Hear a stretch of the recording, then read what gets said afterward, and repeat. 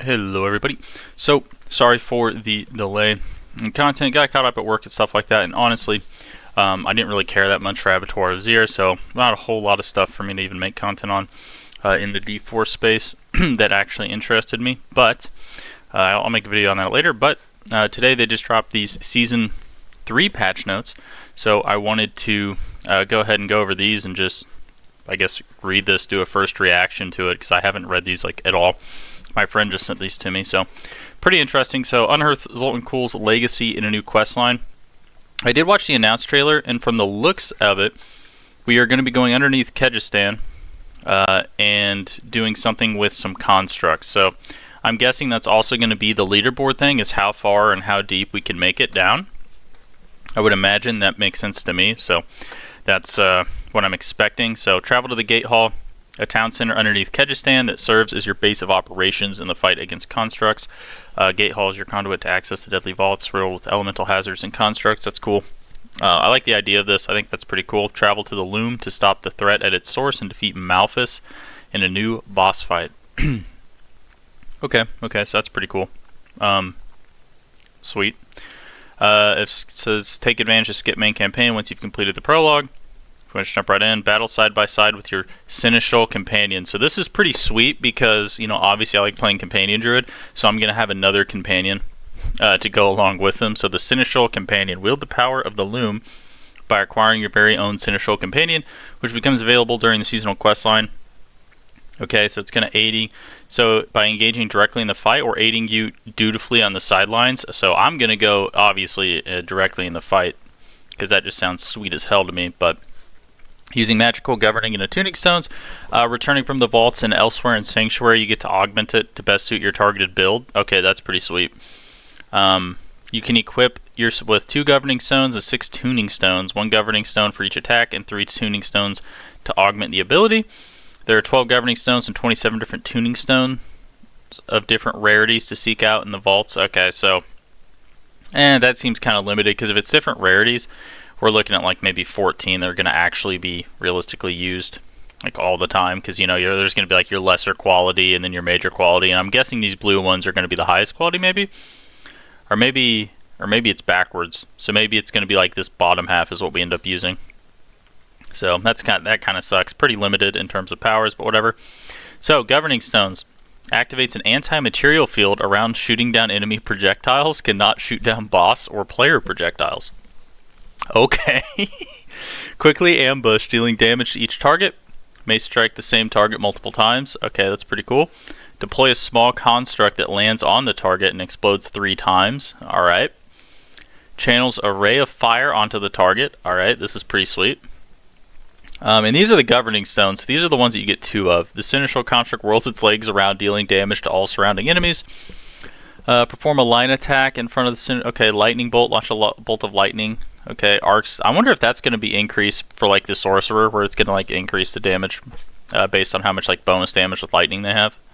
Reconstruct channels a reconstruction beam of healing. Okay, so it can heal you. All right. I mean, I don't know. Something tells me unless the damaging thing is broken, most people are just going to use it for defense. But I don't know. I could be wrong about that. Just because like if they do have that leaderboard thing, survivability is going to be the biggest thing to think about once like the higher up you get. I would imagine, since damage on various builds isn't that crazy high. So, anyway, electrically charge an enemy, causing it to deal damage to themselves. An additional, if the enemy's tempest spreads to another, gaining for an additional time and bonus damage. These bonuses are also applied if tempest is okay, that's pretty cool. Really cool abilities, I think, though. Like, even if they suck, like numbers-wise, there's a lot of cool abilities in these governing stones, so I like that. Especially you think about like Stormclaw. You know, you already have all that lightning going on, and now you have like this Tempest effect that you can do with it. That's going to be like, even if it sucks mathematically, it's going to look cool as hell, and really looks add damage, and that's all that matters. Anyway, tuning stones. Supported skills effect size is increased. Jesus, can't stop coughing for some reason. Supported skill gains bonus attack speed. Breaking support, damage from the supported skill instantly destroys enemy barriers. Okay, that's going to be nice if you just really, really hate the Butcher.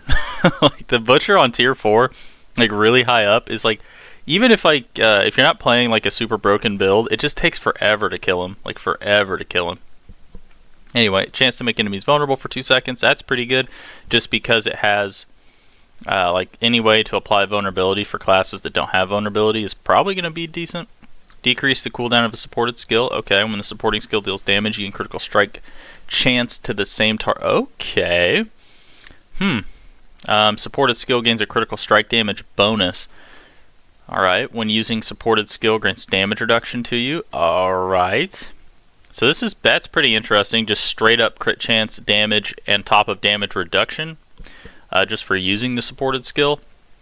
Okay, that's pretty cool. A portion of the supported skill's damage is dealt as cold damage. Portion is burning. Okay. Yeah, see, so this is what I was thinking.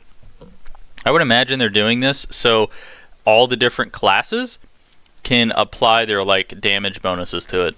That would make sense. Poison support for the druid, for example. A portion of the supported skill's damage dealt is applied as poison damage over time.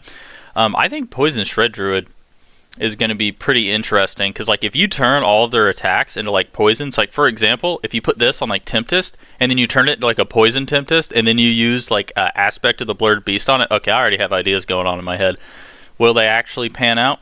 No clue, but that sounds cool as hell, so I'm gonna have to try it. A lot of cool stuff here. I guess maybe I was wrong, because like there's so many of these like little tuning stones. Maybe the customization really going to come with the tuning as opposed to anything else. Anyways, where was I at? Dust support is applied to shadow damage. Okay, duration increased. Yada yada. You gain fortify. Okay. Skills with slower attack speeds will increase the amount of fort. Okay. Players granted amount of primary resource from the supporting first deals damage. Okay. Multi-shot, additional projectiles. The rest of this stuff is just pretty. Let's see. Any damage caused from the supported skills registered when the target dies is fire damage. Okay. I don't know what that is. That is registered at effectiveness when the target dies as fire damage. So you can turn things into like a living bomb. That's almost. Wait. So do you have Barber back? Huh. That's kind of interesting. It's like a maybe a lesser Barber effect. Okay. So. Slowing support, damage from the supported skills, slow enemies. Okay, mockery support, damage done, taunts enemies. Okay, that's pretty interesting. Okay, so scholars have spoken. Their existence never confirmed. All is known as. Okay, I don't know what this means, but maybe the Evernight in Genesis. I don't know what that is, but test yourself in deadly new dungeons, vaults. Oh, hey, look at that. I was right. Malphus grew in strength, harnessing the awesome power of the vault. So, okay. Cool. Vaults are specialized dungeons that house elemental hazards devised by Zoltan Cool. Ooh, this is sweet. Play the constructs, an entirely new monster family. That's pretty nice. Because they kind of just reuse things in the vampire one, so this is pretty nice that they actually have a whole new monster family. You can play Zoltan Cool's Warding, a special layered blessing which grants you access to riches within the vaults. Okay, vault if you manage to fall prey. Okay, interesting. So the less you die, the more rewards you get. If you manage to keep intact after defeating the vault boss, you'll unlock a ward-woven chest, which has a higher chance. Okay, so this is almost like Rax and Trax's idea, where he said, you know, just do something and something explodes with loot at the end. Yeah. So World Tier 3, Nightmare Vaults unlock. Vault sigils will drop alongside typical Nightmare Dungeon sigils. So I do wonder if this is going to end up being the primary way to get experience, or if people are still going to need to do Nightmare Dungeons. So that'll be interesting. Staunch the spread of the arcane tremors. Malphus seeks to unleash deadly constructs. Okay. Dismantle deadly traps. Destroy lesser. Sounds like negate the arcane tremor by defeating the vault's mighty herald construct. Okay. Coming soon. Leaderboards arrive with the gauntlet. A new challenge arrives later in the season of the construct. Fight through the gauntlet. Oh, never mind. I take it back. I guess that wasn't the leaderboard thing. That was just another feature entirely. Okay. Have you competing for the top spot of the gauntlet. Only the strongest will emerge. Okay, so that's pretty cool. Yeah, so this is just going to be our leaderboards. I'm curious to see how they separate the leaderboards, because I know like D3 you could separate it by sets. So I'm kind of hoping that they... trying to think of the best way to put it. Like, I'm hoping that they do separate it out, so it's like, you know, you have something where you can see how, like, let's say off meta builds are doing versus like meta builds. So like, since everybody is probably going to be playing meta builds normally, it'd be interesting if they just had like a popular build leaderboard and then they had like another leaderboard for builds that were less popular or something like that, and they just like judged it based on like how many people had like the legendary aspects equipped. I don't know how that would work in the back end, but yeah. So okay, so Hell Tides Endure. Starting the season, Hell Tides are always active, save for a 5-minute rest once per hour. Battle Hell spawns fire more frequently, or Battle Hell spawn far more frequently, increasing your chances. Okay, that's amazing. You actually can perma-farm mats. That's great. Okay, every hour. Extra stash tab, cool. Enhanced WASD movements. Okay. We also have made improvements to relocating your skill tree improvements. Okay, I don't. Okay. Interesting. Stay tuned for our full patch notes, which will be available on January 19th. Earns rewards with the season pass. Who cares about season rewards? Who cares about the battle pass? And I don't really care about the shop. So yeah, we'll see what is released on. Yeah, you know, we'll see what's released with the patch notes. But so far, this looks pretty sick. So I think this is going to be pretty fun. I mean, they're going to be adding in the gauntlet plus the vault thing. So you have like nightmare dungeons, the vaults. You also then you're going to have the gauntlet. You're going to have Ubers to do. Quite a lot of stuff at the end game actually now. Like there's going to be much more of a reason to play past 100 now.